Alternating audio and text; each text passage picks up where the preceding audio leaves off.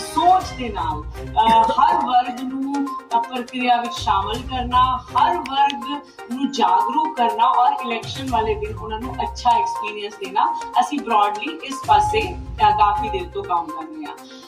हुण अज दे दिन दे विच जिहड़ियां सब लोगों के मन च ज़्यादा प्रश्न ने और वो सब है कि लॉ एंड ऑर्डर दा पुलिस आई है, वो सारी एक स्थिति नूं अच्छी तरह बरकरार करन लई लोकां नूं यह कॉन्फिडेंस देन लई कि बिल्कुल जिहड़ा हैगा पुलिस दा हर चीज़ निगरानी विच है, तो वो डिटेल SSP मैडम देंगे। और उसके बाद अगर क्योंकि समा इन्हां दा इस समय जिहड़ा बहुत पेट्रोलिंग बहुत हर चीज़ पर्सनली देखने वाला है और मेरा भी उस तरह, तो मैं यही बेनती करांगी कि असी बिल्कुल इन्हू शॉर्ट रखांगे और ये प्रेस कॉन्फ्रेंस का मकसद यही होंदा है कि असी ही तुहानू जो कुछ चीज़ां दसनियां ते ब्रीफली तुहाडे कोई कंसर्न्स होंगे तो ले लांगे। सो रवजोत थैंक यू मैम। सब तो पहला तो जी अज इस प्रेस कॉन्फ्रेंस दे विच आए सारी जिहड़े मीडिया दे साथी ने उन्होंने मेरे वालों ते मलेरकोटले पुलिस वालों तुहानू जी आया है। मलेरकोटला जो कि एक नवा जिला है, उत्थे एक जिले के तौर पर पहली जिहड़ी है लैजिस्लेटिव असैंबली इलैक्शन असीं करा रहे हैं। सब तो पहला मेरे वालों सारिआं नूं तुहाडे चैनल्स के माध्यम राही यही संदेश है कि बिल्कुल पीसफुल ते फेयर इलैक्शन का माहौल है। हर सिटीजन नूं हर वोटर नूं साडी अपील है कि तुसीं निडर होके वोट पाउण जाओ ते अपना जो अधिकार है, साडा कॉन्स्टिट्यूशनल अधिकार है, उन्होंने एक्सरसाइज करो। फोर्स बारे जो डिस्ट्रीब्यूशन है बहुत ब्रीफ तौर पर मैं थोनू दसना चाहांगी कि साडे कोल इत्थे सफिशिएंट फोर्स है। तुसीं देखिया भी होगा काफ़ी पेट्रोलिंग एक्टिविटीज़ चल रही ने, चैकिंग एक्टिविटीज़ चल रही ने, चैकिंग के सानू काफ़ी सफलता भी मिली है। तो इत्थे साडे कोल 16 कंपनी CAPF दियां सेंट्रल आर्म्ड पुलिस फोर्स दियां हैगियां ने ते तकरीबन 800 पुलिस मुलाजम पंजाब पुलिस दा ते पंजाब पुलिस दे वक्-वक् विंग्स दा इत्थे तैनात है। इत्थे आने तो पहला ही जिद्दां DC मैम ने दस्सिया है कि पेट्रोलिंग पार्टीज अपने साजो समान नाल सिक्योरिटी नाल रवाना होनियां शुरू हो चुकियां ने।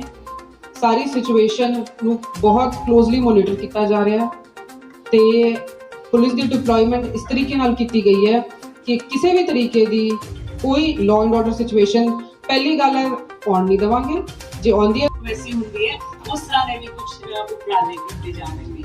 उस तो बिना लोगों नूं एक चंगा एक्सपीरियंस होए वोट पाउण दा, उस करके जिहड़े 80+ ने जिहड़े दिव्यांग ने उन्हां वास्ते पिकअप एंड ड्रॉप की फैसिलिटी भी है। और उसके नाल ही मैं दोबारा ये दसना चाहांगी कि पहली बार साडे राज दे विच पोस्टल बैलेट की फैसिलिटी पर्सनस विद डिसेबिलिटी नूं 80+ वोटर्स नूं और जिहड़े कोई कोविड अफेक्टेड सी, वो कोविड अफेक्टेड वाले अपने आप कोई नहीं इस तरह के बेनीफिशरी सी, लेकिन कुल 143 साडे टोटल 80+ और दिव्यांग जिन्हां ने अपना पोस्टल बैलेट राही वोट पाया है। सो उन्होंने वीडियोज़ वगैरह भी तुसी देखोगे तो किस तरीके नाल इस चीज़ को आप थोड़ा जिहा समझिए कि इलैक्शन कमीशन की सोच कि जिहड़े लोग नहीं आ सकते लेकिन वो वोट पाना चाहते ने तो उन्होंने ये फैसिलिटी दी गई। सो ये सारी प्रक्रिया मुकम्मल हो चुकी है और उहदे विच कंप्लीट पारदर्शिता है।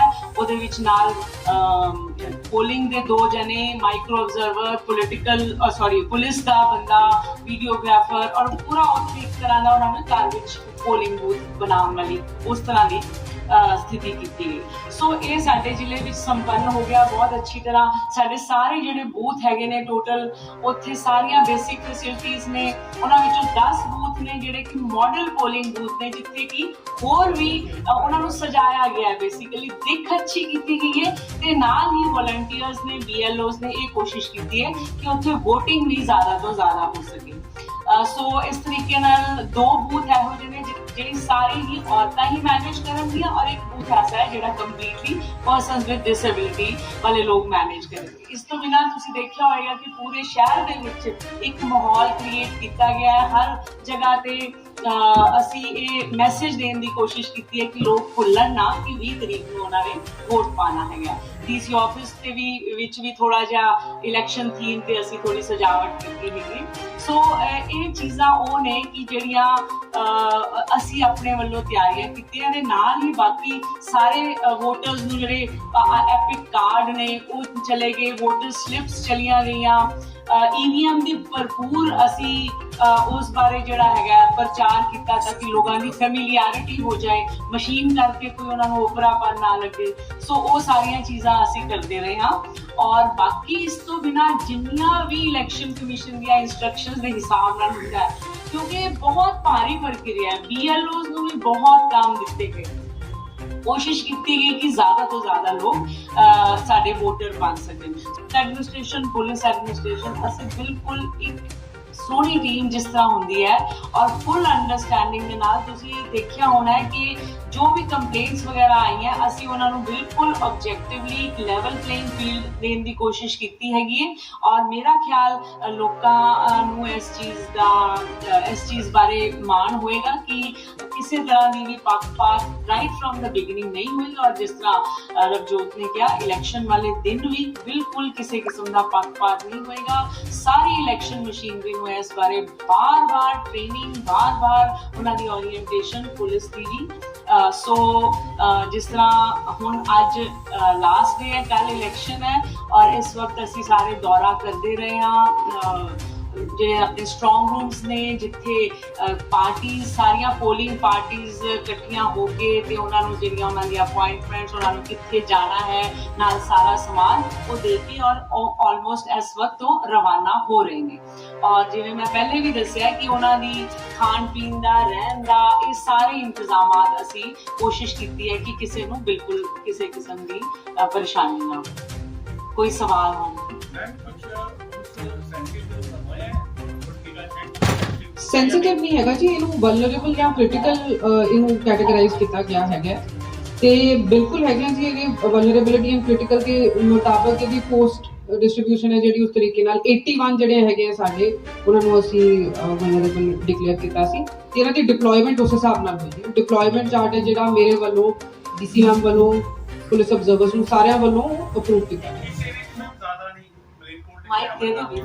ऐसा नहीं हैगा जी, ये सारी ਜਿਹੜੀ ਹੈਗੀ ਹੈ ਇਹ ਪੂਰਾ ਇੱਕ ਪਬਲਿਕ ਡੋਮੇਨ ਦੇ ਵਿੱਚ ਹੈਗਾ। ਇਹਦਾ ਇੱਕ ਬੜਾ ਆਬਜੈਕਟਿਵ ਕ੍ਰਾਈਟੇਰੀਆ ਹੈ। ਅਮਰਗੜ੍ਹ ਵੀ ਹੈਗੇ ਨੇ ਤੇ ਮਲੇਰਕੋਟਲਾ 88 ਮਲੇਰਕੋਟਲਾ ਤੇ 44 ਅਮਰਗੜ੍ਹ, ਟੋਟਲ 132। Thank you. ਤੁਸੀਂ ਗੱਲ ਕੀਤੀ ਹੈ ਜਿਹੜੇ ਹੈਂਡੀਕੈਪਡ ਲੋਕ ਨੇ ਉਹਨਾਂ ਬਾਰੇ ਜੀ। ਤੇ ਇੱਕ ਜਿਹੜੇ ਬਜ਼ੁਰਗ ਲੋਕ ਨੇ ਬੇਸ਼ੱਕ ਚੋਣ ਕਮਿਸ਼ਨ ਨੇ ਕਿਹਾ ਕਿ ਉਹਨਾਂ ਦੀ ਵੋਟ ਉਹਨਾਂ ਦੇ ਘਰ ਜਾ ਕੇ ਵੀ ਪਵਾਈ ਜਾ ਸਕਦੀ, ਲੇਕਿਨ ਅਗਰ ਉਹ ਪੋਲਿੰਗ ਬੂਥ ਤੇ ਆਣਾ ਚਾਹੁੰਦੇ ਨੇ ਜਾਂ ਵਿਕਲਾਂਗ ਲੋਕ ਨੇ ਉਹਨਾਂ ਲਈ ਚੋਣ ਕਮਿਸ਼ਨ ਦਾ ਕੀ ਇੰਤਜ਼ਾਮ? ਬਹੁਤ ਅੱਛਾ ਹੈ, ਇਸ ਤਰ੍ਹਾਂ ਹੋਰ ਕਲੈਰੀਫਾਈ ਹੋ ਜਾਏਗਾ।